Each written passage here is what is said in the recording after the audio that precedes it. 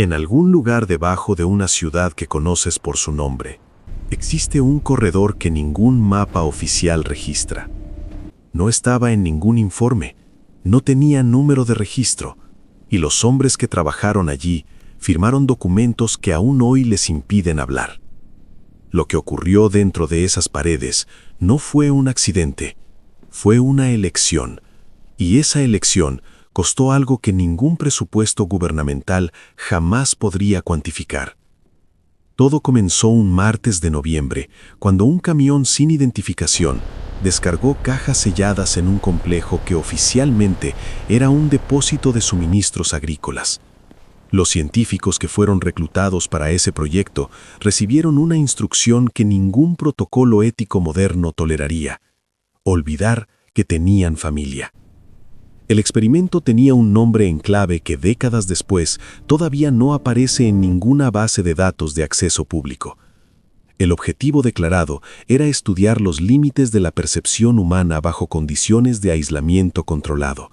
El objetivo real era algo que la ciencia oficial preferiría no haber descubierto jamás. Los primeros voluntarios fueron seleccionados de una lista que nunca existió. Ninguno de ellos sabía exactamente a qué estaba accediendo. En la primera semana, los resultados fueron considerados normales. En la segunda semana, los investigadores dejaron de usar esa palabra. El sujeto número 4 reportó escuchar frecuencias que los equipos no registraban. El sujeto número 7 dijo ver estructuras que solo se volvían visibles cuando cerraba los ojos. En el 14º día, la experimentación produjo una lectura que los instrumentos fueron inmediatamente calibrados para no volver a registrar jamás. 3 horas después de la lectura anómala, 2 hombres de traje llegaron al complejo. No tenían credenciales. Nadie preguntó sus nombres. A la mañana siguiente, la cámara de experimento estaba vacía. Los registros de la noche anterior habían sido reemplazados por datos de temperatura de un almacén que no existía en esa dirección.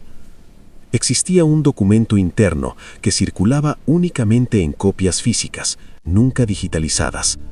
Describía lo que les ocurrió a los sujetos en un lenguaje clínico que apenas lograba ocultar el horror de lo que relataba. Según el documento, 3 de los sujetos desarrollaron la capacidad de percibir campos electromagnéticos a simple vista. 2 de ellos pidieron no volver a salir del complejo jamás. El equipo de supervisión fue reemplazado 3 veces en 4 meses, cada sustitución acompañada de un periodo de cuarentena de información que nunca fue explicada oficialmente. Lo que nadie sabía es que los datos del experimento no fueron destruidos. Fueron copiados a mano, en papel común, por alguien que comprendió que algún día necesitarían ser encontrados. La caja de metal fue escondida dentro de una pared. Durante 32 años, ningún ser humano la tocó. Y entonces, durante una reforma de rutina, un trabajador escuchó el sonido de algo hueco detrás del revoque. La caja llegó a un investigador por un camino que aún hoy no está completamente claro. Lo que sí está claro es que cuando la abrió, lo que encontró dentro cambió la forma en que entendía su propia carrera. Las hojas describían en lenguaje técnico que debía ser decodificado línea por línea, un mecanismo de percepción humana que la neurociencia oficial aún no había catalogado. El mecanismo descrito en las hojas era llamado percepción de campo residual. En lenguaje simple, la capacidad de sentir la huella energética que los objetos y los ambientes retienen tras eventos de alta intensidad emocional.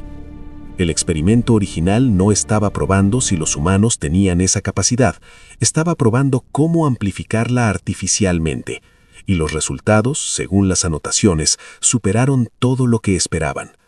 En una sesión, un sujeto describió con detalles precisos el contenido de una conversación que había ocurrido en otro país en ese mismo momento, sin acceso a ningún medio de comunicación. Los datos fueron verificados. La conversación que el sujeto describió había ocurrido de verdad, pero lo que perturbó a los investigadores no fue la capacidad en sí, fue lo que el sujeto dijo al final de la sesión. El sujeto dijo que durante la sesión no estaba simplemente escuchando la conversación, estaba allí, viendo los rostros, sintiendo la temperatura del ambiente, y que cuando intentó salir no pudo inmediato. El protocolo de emergencia fue activado esa misma tarde, no para proteger a los sujetos, para proteger el experimento de ser interrumpido por instancias superiores que aún no habían sido informadas. Existía una sala en el subsuelo que no aparecía en los planos del edificio. Los propios constructores que la levantaron fueron asignados a obras en otro estado antes de que el complejo fuera inaugurado. Dentro de esa sala había equipos que no correspondían a ninguna tecnología catalogada de la época. Y algo más, marcas en las paredes, hechas por uñas humanas.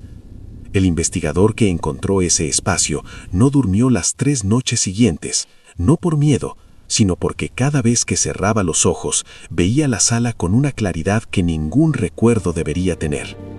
Fue al Departamento de Registros Históricos y solicitó acceso al archivo del complejo. El funcionario que lo atendió dijo que ningún archivo de esa dirección existía, nunca había existido. Pero las hojas de la caja de metal eran reales y mencionaban otros lugares, otros complejos, otros experimentos. Lo que había ocurrido allí no había ocurrido solo allí. El investigador intentó publicar lo que había encontrado en 2 revistas científicas de prestigio. En ambos casos, el artículo fue rechazado sin revisión por pares. En ambos casos, el editor en jefe renunció semanas después. Fue entonces que recibió la visita, un hombre mayor, sin identificación, que dijo únicamente que había trabajado en el complejo en la época de los experimentos y que había esperado décadas para encontrar a alguien que supiera hacer las preguntas correctas. El hombre mayor entregó un envolve. Dijo que debería haberlo hecho 30 años antes, pero que el miedo es una fuerza más poderosa que cualquier descubrimiento. Dentro del envolve había fotografías, no de equipos ni de documentos, fotografías de los sujetos, tomadas sin que ellos lo supieran, años después del experimento, viviendo vidas aparentemente normales, pero con algo en los ojos que no estaba allí antes. El investigador no sabe qué hacer con lo que descubrió, solo sabe que ahora no puede no saberlo, y que tú, escuchando esto, tampoco puedes ya.